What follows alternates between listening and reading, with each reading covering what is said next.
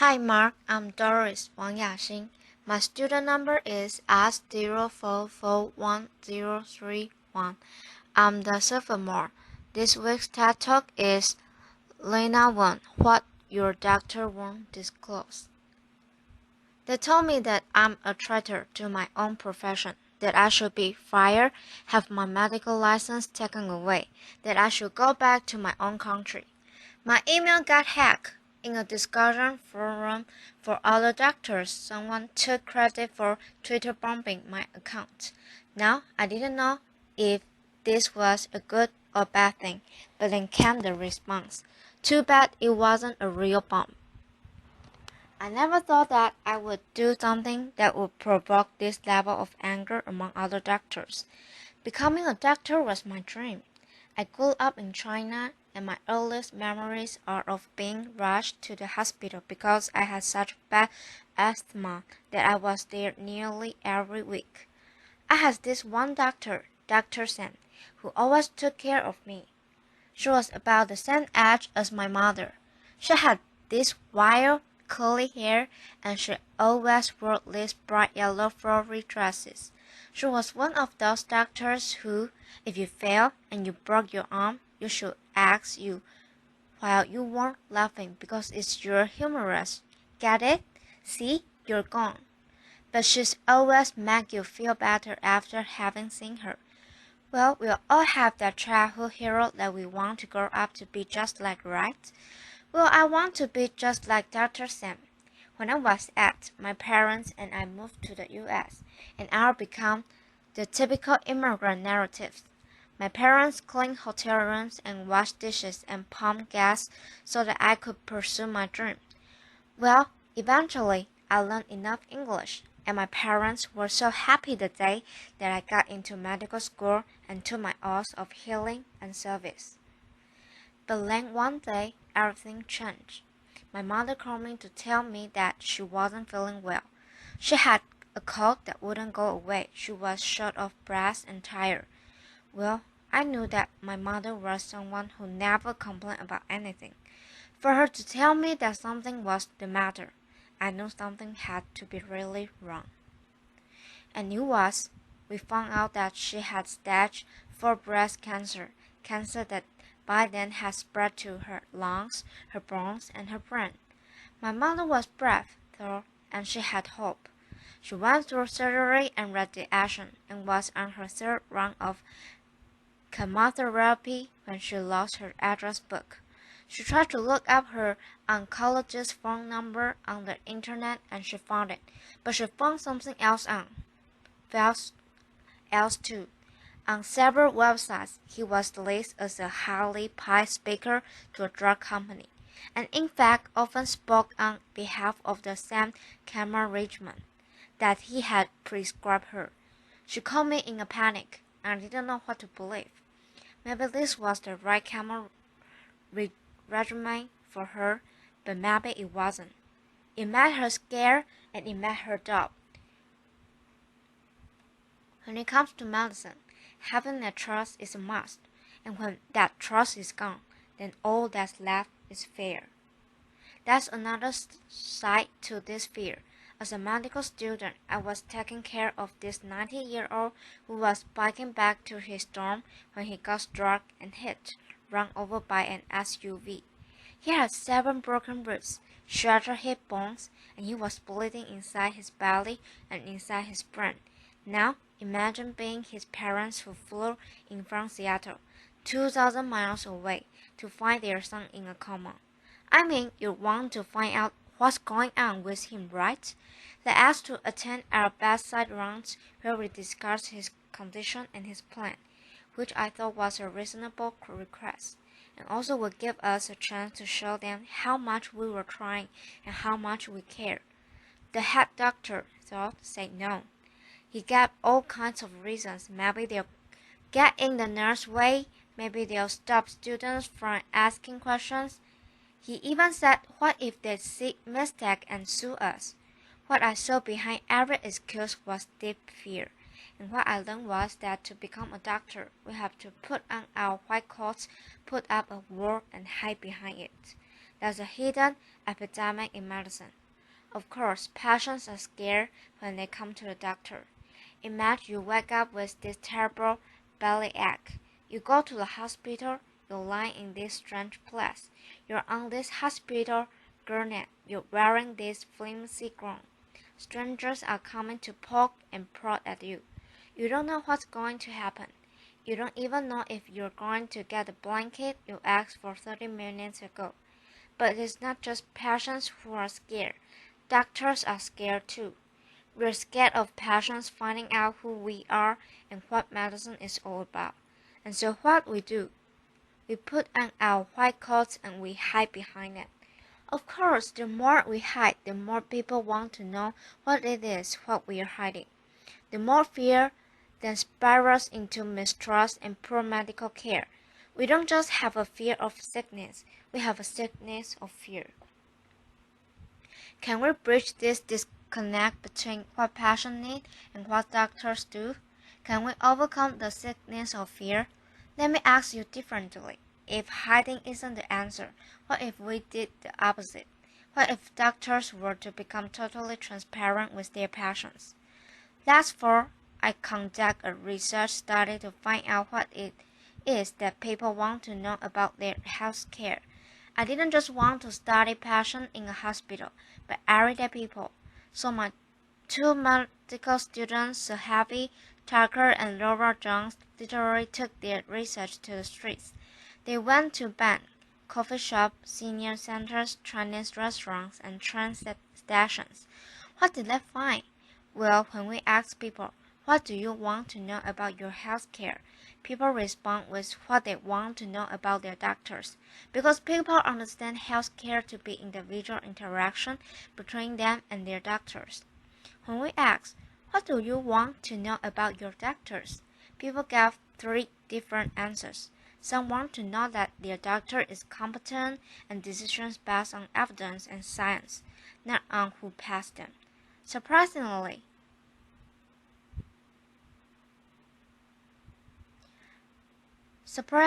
to us, many people want to know something else about their doctors.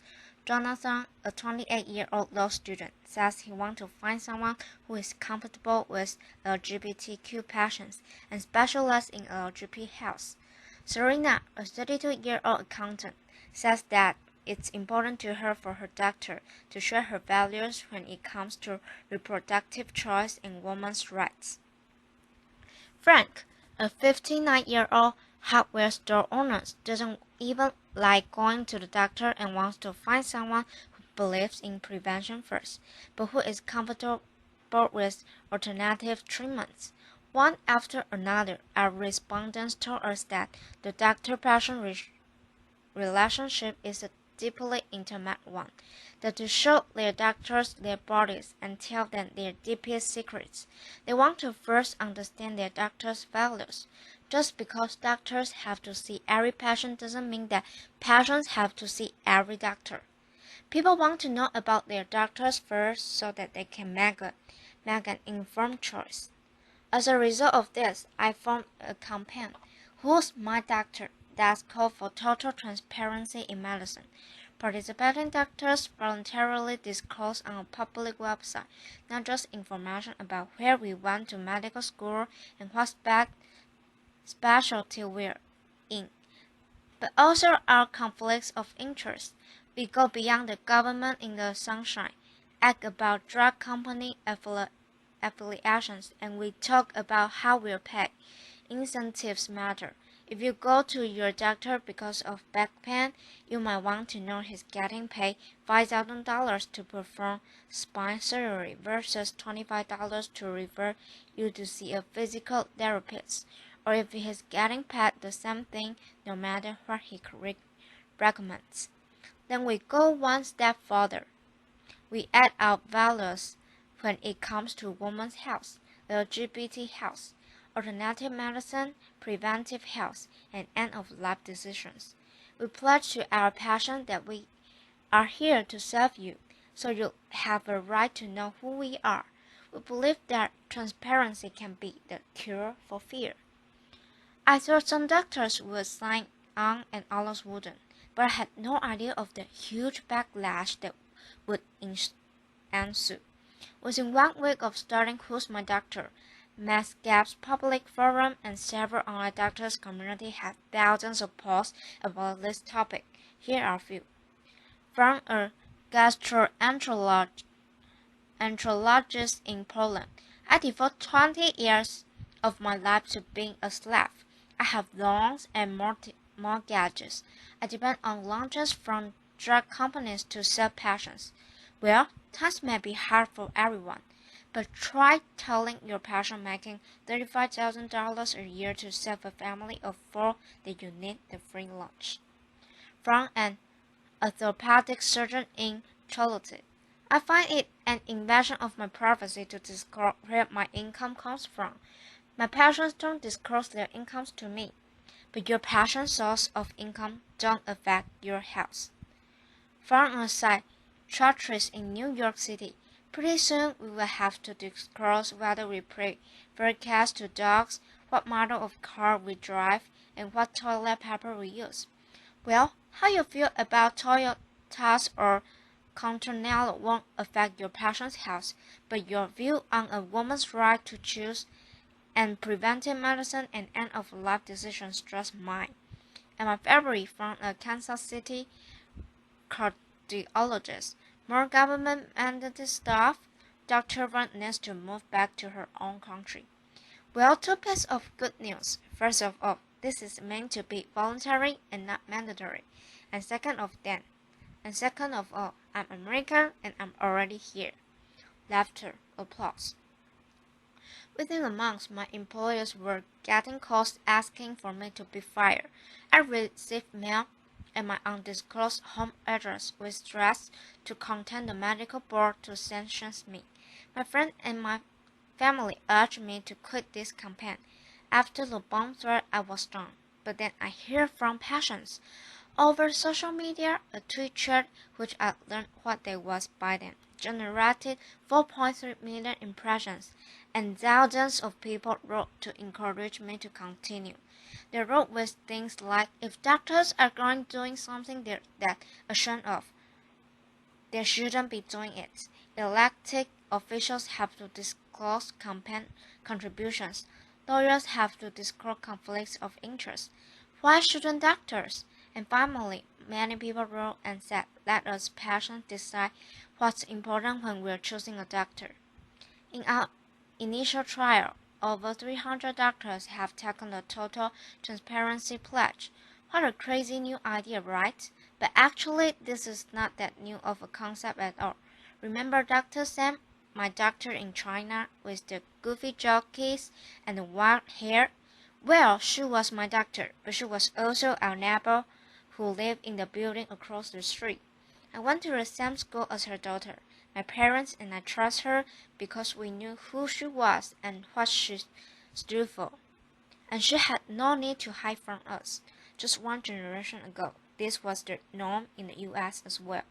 You knew that your family doctor was the father of 2 teenage boys, that he quit smoking a few years ago, that he says he's a regular churchgoer, but you see him twice a year, once at Easter and once when his mother-in-law comes to town.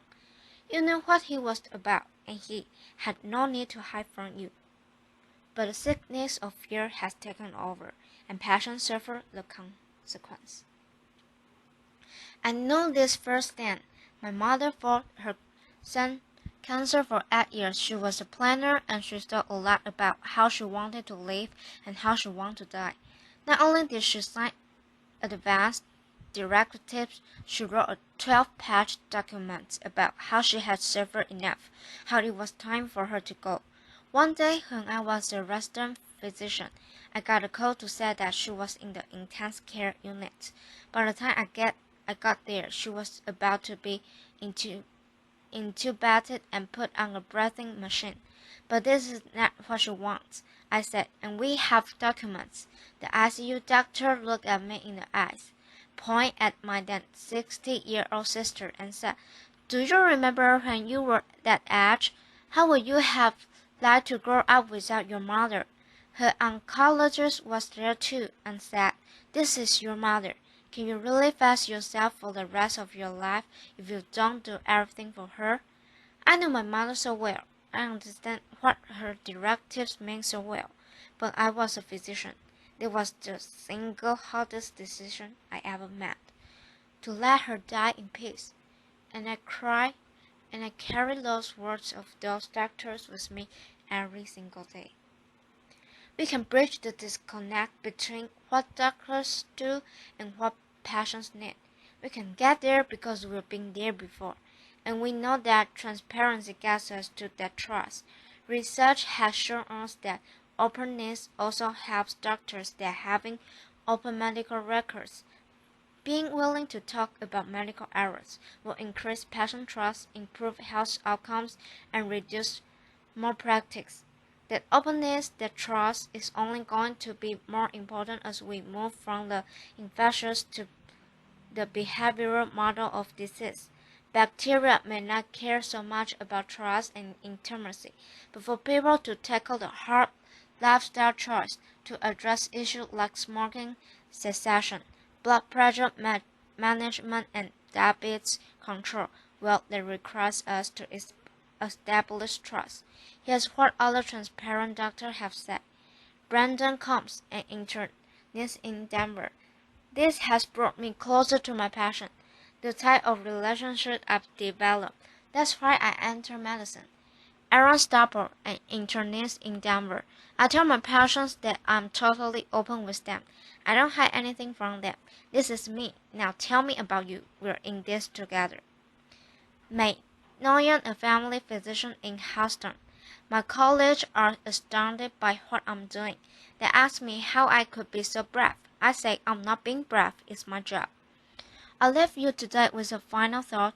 Being totally transparent is scary. You feel naked, exposed, and vulnerable. But that vulnerability, that humility, it can be an extraordinary benefit to the practice of medicine.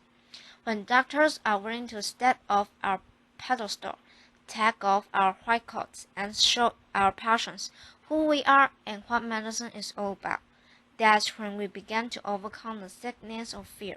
That's when we establish trust. That's when we change the paradigm of medicine from one of secrecy and hiding to one that is fully open and engaged for our patients.